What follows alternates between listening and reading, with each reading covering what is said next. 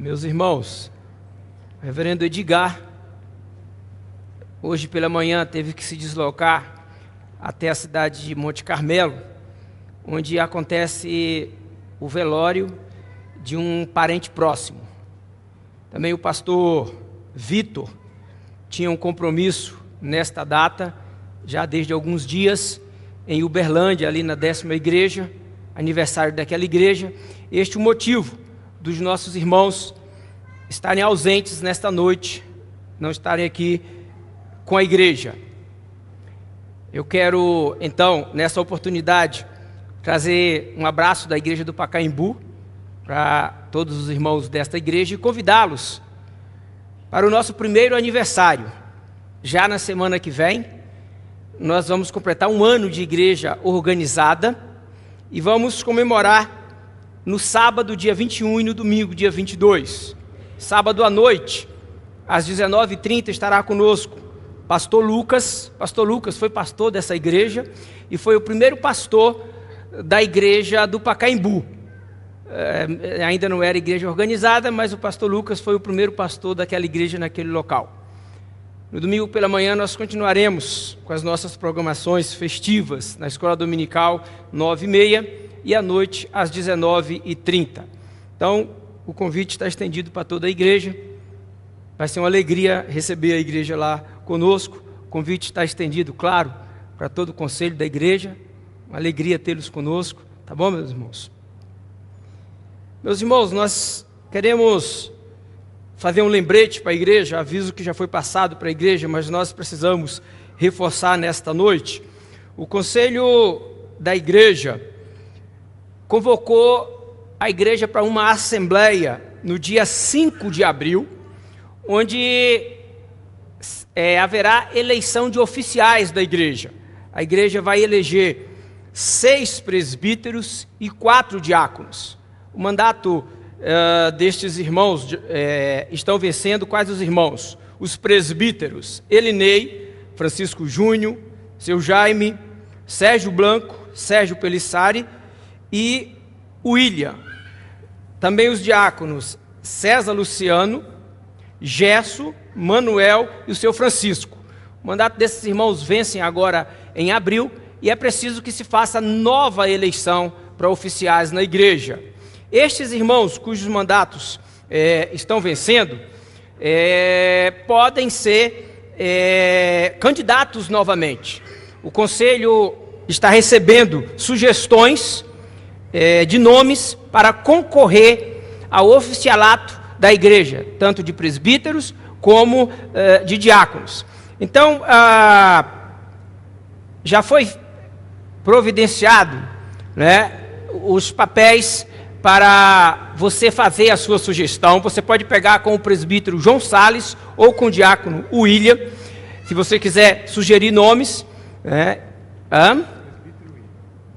Desculpa, é o presbítero William e o presbítero João Salles. Tá? Você faz a indicação e coloca na urna que está ali. O conselho vai avaliar e no dia da assembleia o conselho vai apresentar os nomes que concorrerão para a eleição. A igreja precisa orar, colocar diante de Deus essa situação, para que Deus mesmo conduza cada irmão e escolha aqueles que hão de dar continuidade nesse trabalho de liderança do povo de Deus. Então estejamos orando e que Deus abençoe desta forma a igreja. Quando você for sugerir o nome, é preciso lembrar que o irmão, para concorrer ao oficialato da igreja, precisa ser membro professo, já precisa ter feito a pública profissão de fé, precisa ser maior, não pode ser menor, tá? Precisa já ter idade suficiente e precisa ser membro da igreja há mais de um ano. Não pode ter apenas menos de um ano que foi recebido como membro de igreja, que fez a pública profissão de fé. Então, a igreja deve orar, Deus com certeza vai conduzir a vida dos nossos irmãos, tanto dos que vão votar, escolher, como também aqueles que Deus mesmo vai escolher para o exercício do oficialato. Quero convidar as crianças, juntamente com os professores, para que possam vir à frente. Nós vamos orar e assim receberemos a instrução da palavra nessa noite. As crianças na linguagem adequada para elas, nós adultos aqui no templo.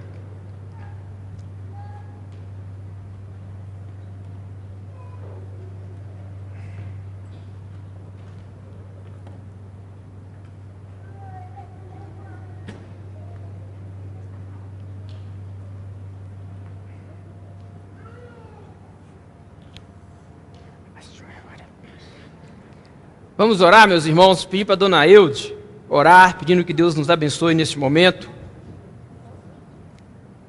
Senhor Deus, te agradecemos pelo dia de hoje, te agradecemos por esta igreja, Senhor, e por estas crianças.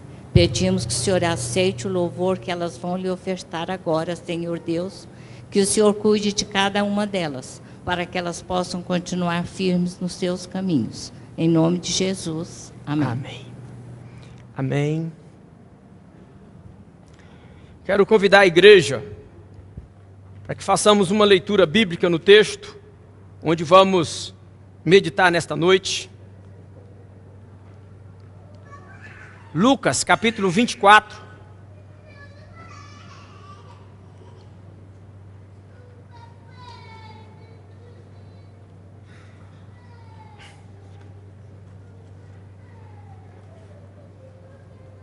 Quero convidar a igreja para participar comigo desta leitura de forma responsiva. Vamos ler bem forte, meus irmãos, vamos ler bem bonito. No capítulo 24 do Evangelho, segundo escreveu Lucas, esse capítulo fala da ressurreição de Jesus. Os primeiros versículos falam de como as mulheres foram até o sepulcro e ficaram espantadas, em delírio, e como os discípulos também ficaram maravilhados ao ouvirem a notícia e ver que a tumba estava vazia. A partir do versículo 13, tem uma narração onde nós vamos meditar nesta noite. O texto começa dizendo: naquele mesmo dia, 2 deles estavam de caminho para uma aldeia chamada Emaús, distante de Jerusalém 60 estádios.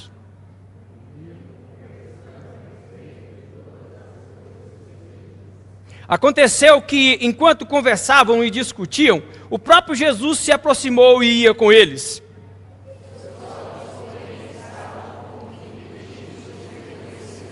Então lhes perguntou Jesus: que é isso que vos preocupa e de que ides tratando à medida que caminhais? E eles pararam entristecidos.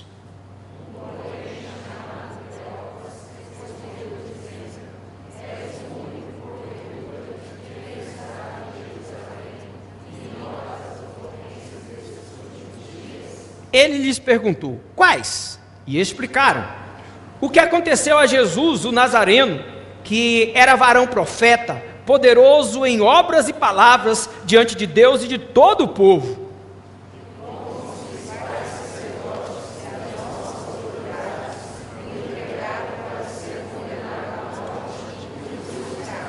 Ora, nós esperávamos que fosse ele quem havia de redimir a Israel. Mas depois de tudo isso, já é este o 3º dia desde que estas coisas sucederam.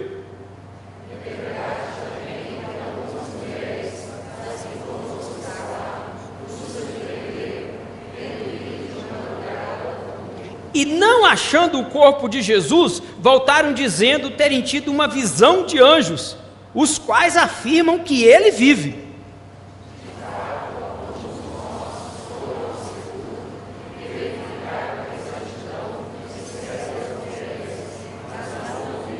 Então lhes disse Jesus: ó nécios e tardos de coração, para crer tudo o que os profetas disseram.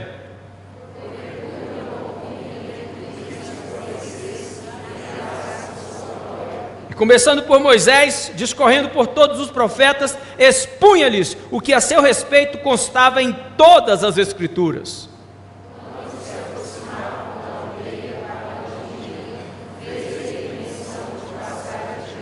Mas eles o constrangeram, dizendo: fica conosco, porque é tarde e o dia já declina. E entrou para ficar com eles.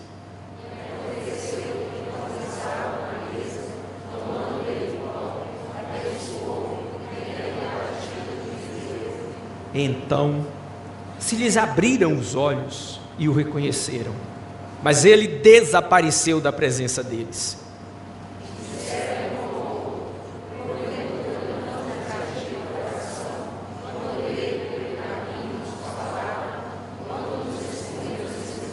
E na mesma hora, levantando-se, voltaram para Jerusalém, onde acharam reunidos os 11 e outros com eles.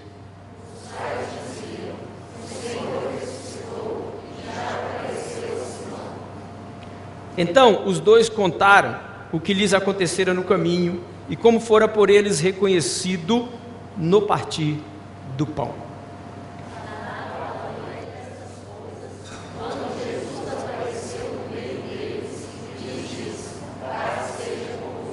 Eles, porém, surpresos e atemorizados, acreditavam estarem vendo um espírito.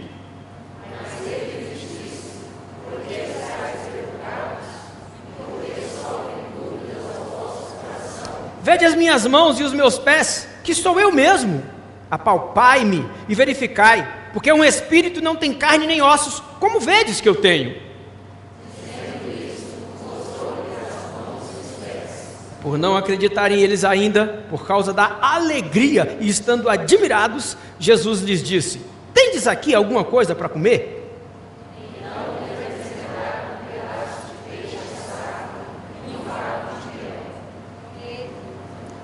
Todos então. E ele comeu na presença deles. Meus irmãos, a doutrina, o ensino que caracteriza a igreja presbiteriana do Brasil não é, como pensam alguns, a predestinação, mas algo que a predestinação está sob a soberania de Deus em todas as coisas. E nesta soberania nós ensinamos o governo de Deus sobre todas as coisas, sobre todos os acontecimentos, sobre todas as nações, sobre todos os reis, sobre todos os povos. Nada foge da direção de Deus, do poder de Deus, da permissão de Deus. E a Escritura nos ensina que tudo acontece e é sustentado por meio de Jesus. Jesus é a razão de toda a existência. Jesus é o propósito da história humana. Jesus é a razão pela qual Deus estabeleceu todas as coisas na terra. Jesus é o princípio, o meio e o fim. Jesus preenche todas as coisas. Tudo é por causa de Jesus, diz a Escritura, e para o Senhor Jesus.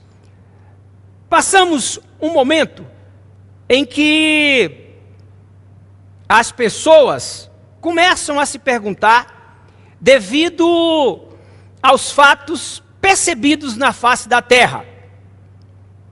Aquecimento global, e aí as geleiras derretendo, as matas sendo destruídas, a poluição, a ameaça de faltar água no planeta. Então, as pessoas começam a perguntar como será e qual será o fim da humanidade, e alguns começam a projetar viagens para outros planetas, onde possam aí transportar seres humanos para preservar a raça, e por isso está tão cheio de filmes e séries falando sobre episódios tais.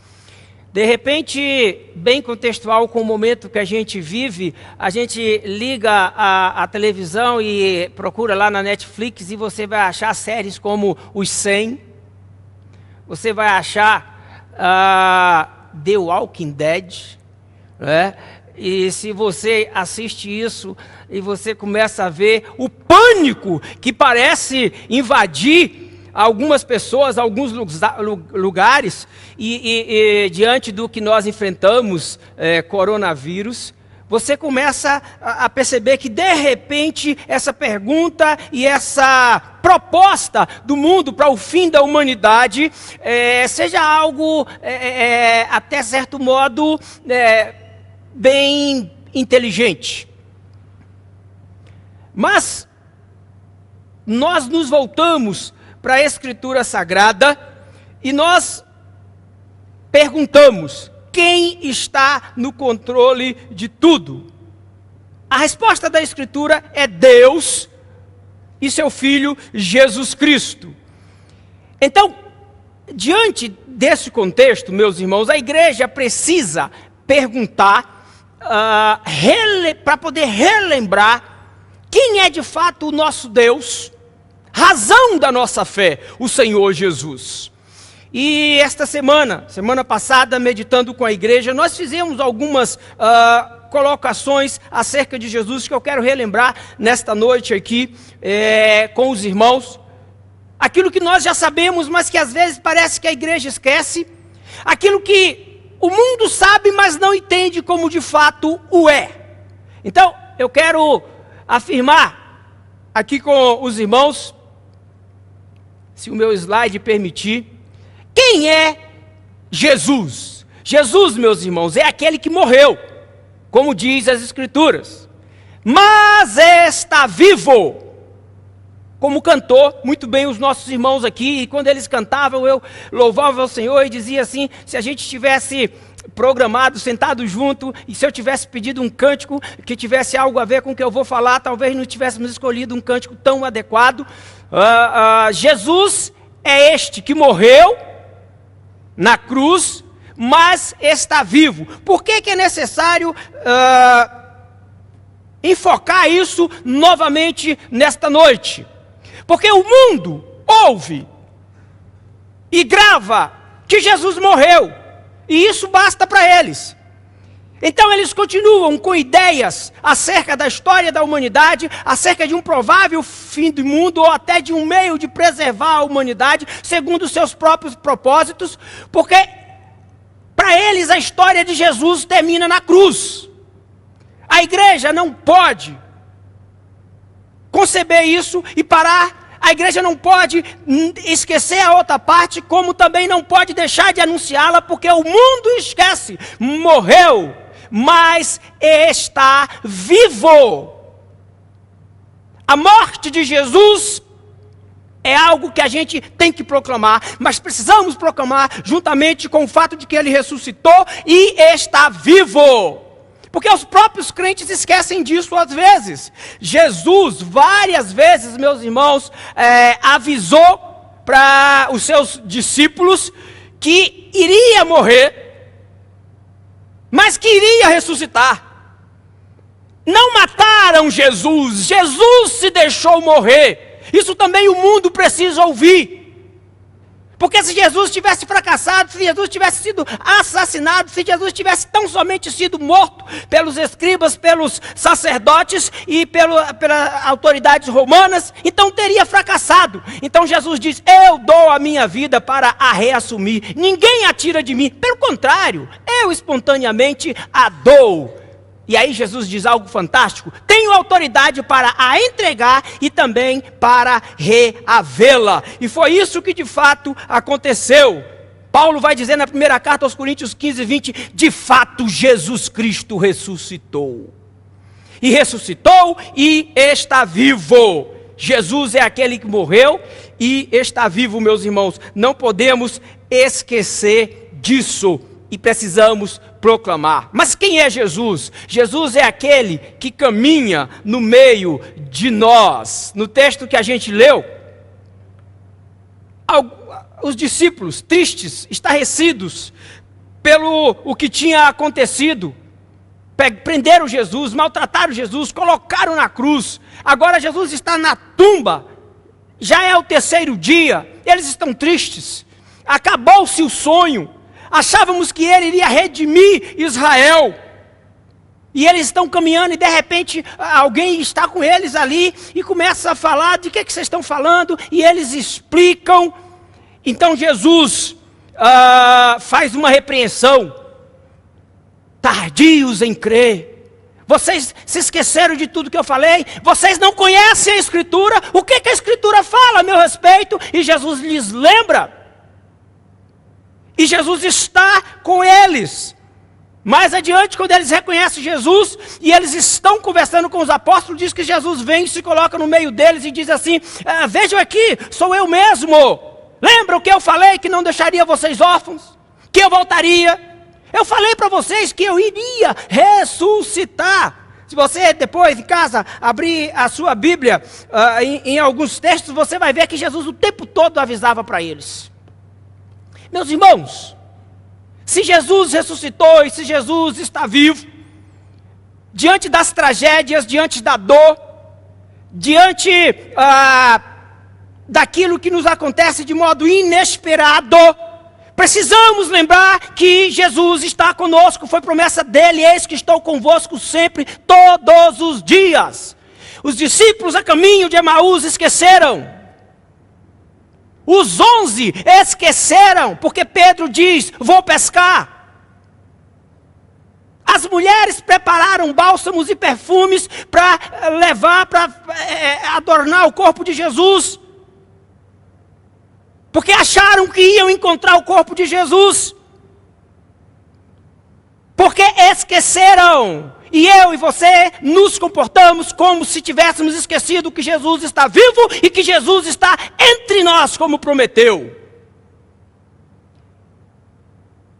Jesus andando com os discípulos de Emaús pode ser apenas uma figura do que acontece comigo e você hoje.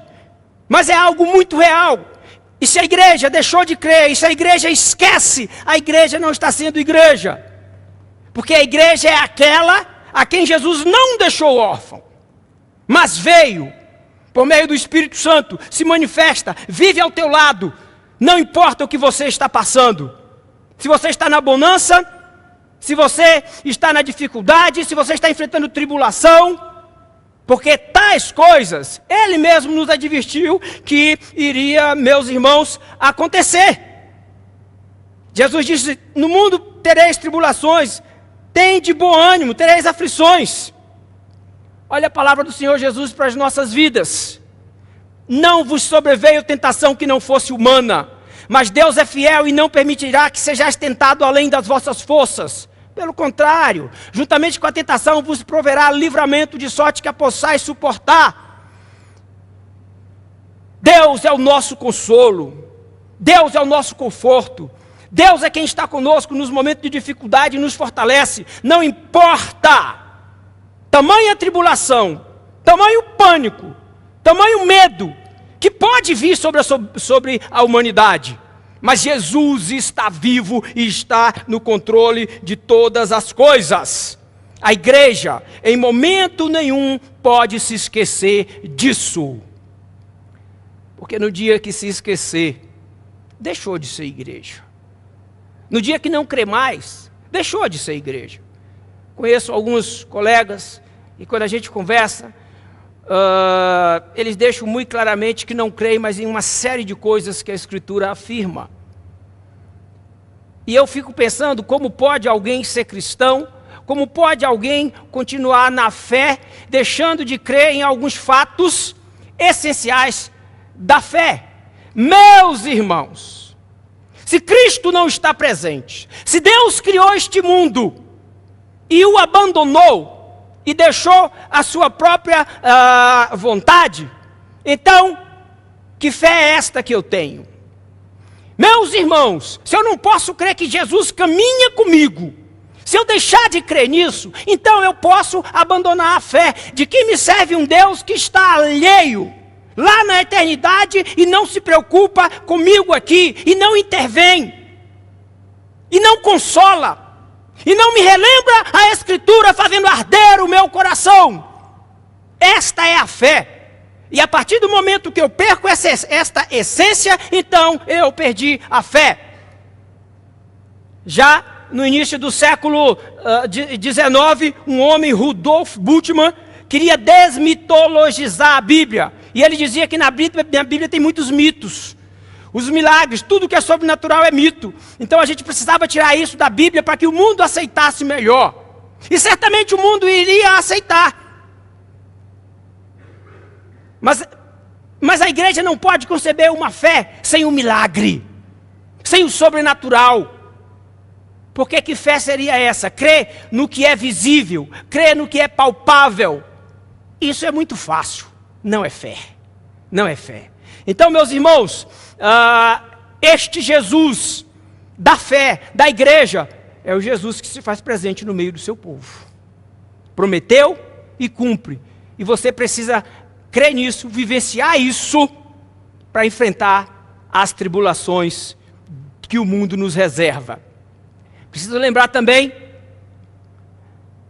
e eu extrapolei aí no meu isso, obrigado meu irmão, esse mesmo, Jesus é aquele que quer ser Senhor da sua vida.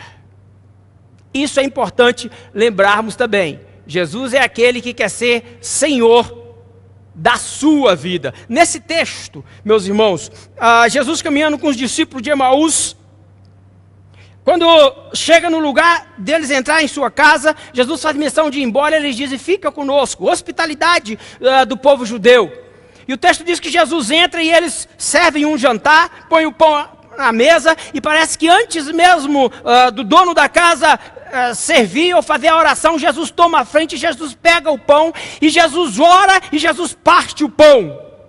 Só ali eles reconhecem que era Jesus, porque Jesus tinha este hábito. Quando Jesus chegava na casa de quem o hospedava, Jesus não esperava que o dono da casa fizesse o que devia fazer. Era o dono da casa que pegava o pão. Era o dono da casa que dava graça, sacerdote do lar. Era o dono da casa que distribuía, porque ele era o senhor daquela casa.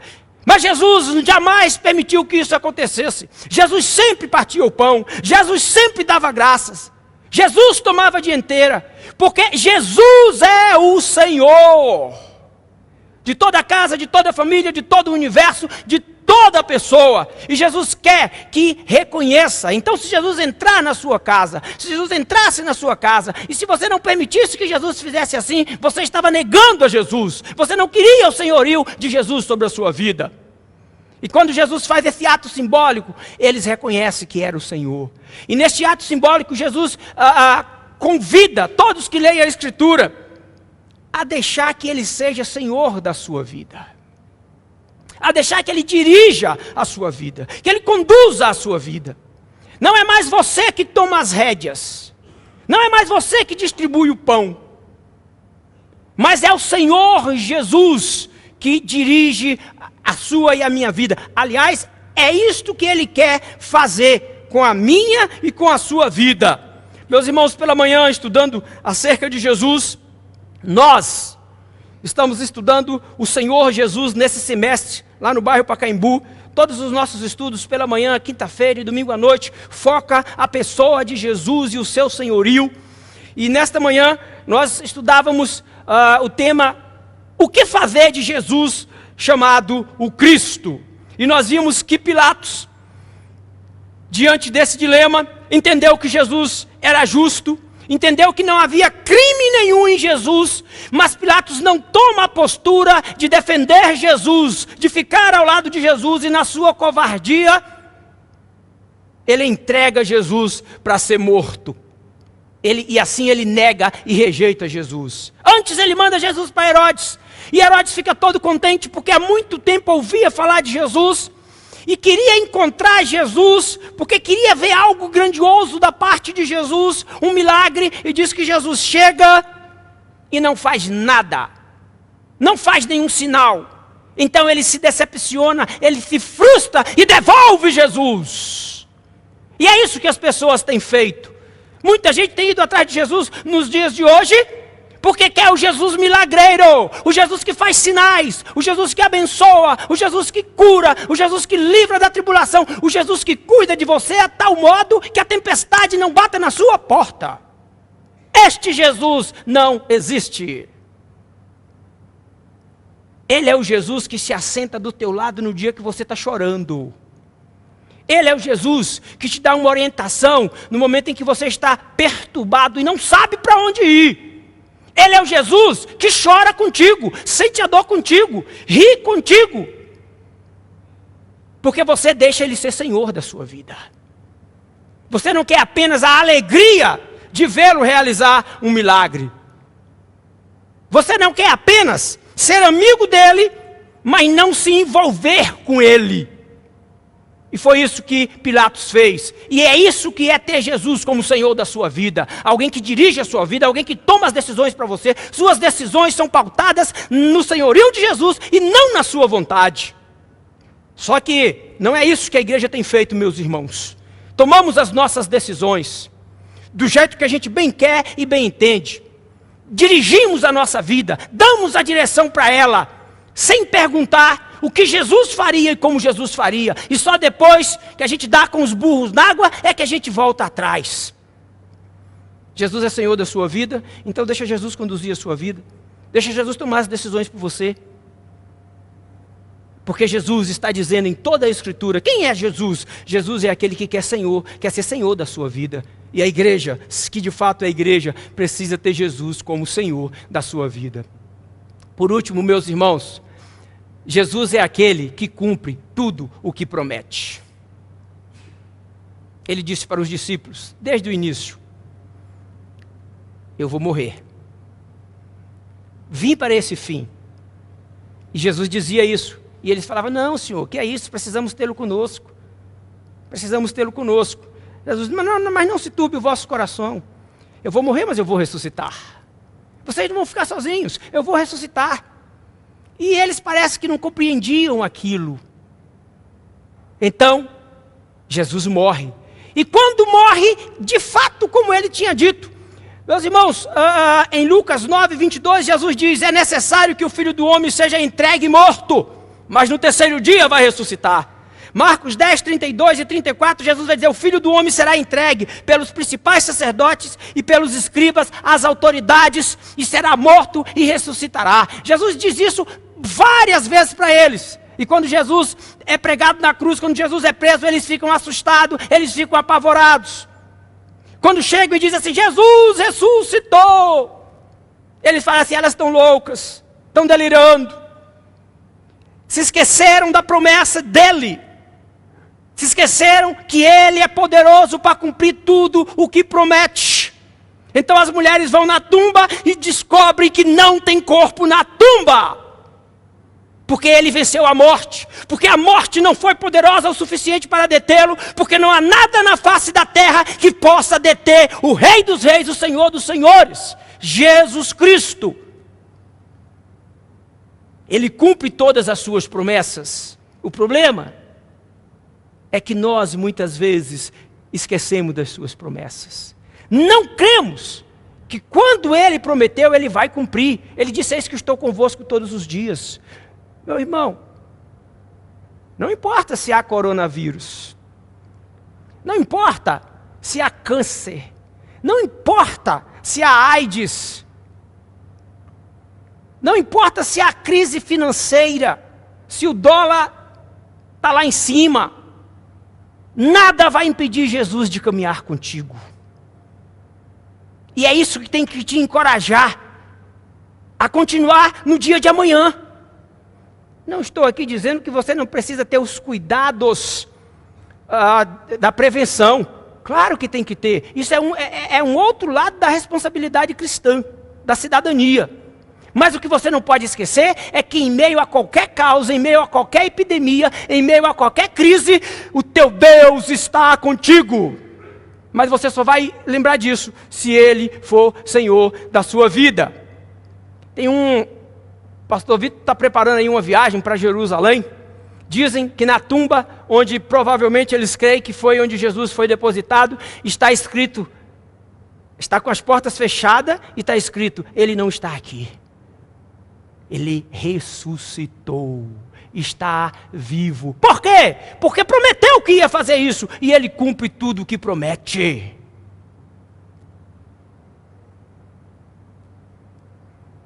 Então não podemos nos esquecer no dia de hoje que as tribulações do tempo presente as epidemias que já vêm surgindo há muitas décadas. E tem gente apavorado como se fosse a primeira. Desde que sou criança, na década de 80, ouço falar de um tal de ebola na África. Depois vem surgindo a AIDS. Alguns dias atrás, H1N1. Agora, coronavírus. Qual vai ser a próxima? Talvez pior. Isso é cumprimento de profecia, meus irmãos. Haveria isso, Cristo falou. Isso significa que a promessa de que Ele voltaria nos céus para buscar o seu povo há de se cumprir. E a igreja precisa estar alerta. Porque os discípulos esqueceram que Ele falou que ia morrer na cruz. Os discípulos esqueceram que Ele falou que ia ressuscitar. E a igreja está esquecendo que Cristo Jesus disse que vai voltar para o seu povo, mas Ele disse: vigiai e orai para que não entreis em tentação. Vigiai e orai para que aquele dia não te pegue de surpresa. Porque Ele cumpre tudo o que promete. Esse é o Jesus soberano. Esse é o Jesus da igreja, esse é o Senhor dos senhores, o Rei dos reis, que governa soberanamente e quer governar principalmente o teu coração, dirigindo a tua vida. Quem tem sido Jesus para você? A Escritura nos fala que Jesus é este que nós apresentamos nessa noite. E na sua vida, quem Ele tem sido? Essa é a pergunta que eu queria que você saísse daqui pensando, não se esquecesse. Quem tem sido Jesus para mim? Apenas um homem que morreu na cruz? Um ser histórico? Ou Ele é o Deus eterno que eu aceitei como Senhor da minha vida? Nós vamos cantar um hino. Convidar a igreja, aqueles que podem, para ficar em pé, para nós encerrarmos o culto nessa noite, cantando este hino.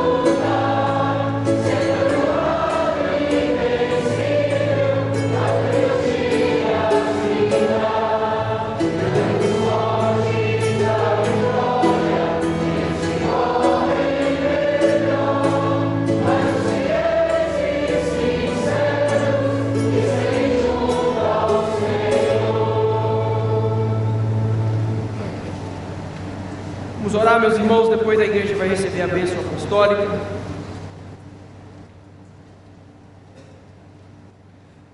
Toda honra, toda glória, todo louvor sejam dadas a Ti, Jesus, Senhor dos céus e da terra, Rei dos reis, que há de voltar em glória para buscar o Teu povo.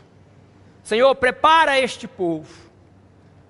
Senhor, acende a chama no nosso coração, para que, ó Deus, estejamos com as Suas promessas bem patentes na nossa mente e no nosso coração, para que estejamos prontos para aquele dia glorioso, quando o Senhor há de voltar para buscar o seu povo. Deus abençoa assim a igreja, prepara assim a igreja e nos fortalece para, ó Deus, encorajados pelo Teu Espírito, ó Deus, enfrentarmos as lutas, as tribulações que a vida na terra nos reserva e que possamos glorificar o Teu nome nisto. Agora, meu Pai, abençoa o Teu povo. Recebam a bênção, meus irmãos. Igreja de Jesus Cristo, que o amor de Deus, o Pai, o Criador, a graça irresistível do Filho Cristo Jesus, nosso Salvador, e a presença encorajadora do Espírito Santo estejam sobre vós, meus irmãos, nesta noite, nesta semana e assim sempre, até o dia glorioso da volta de Jesus.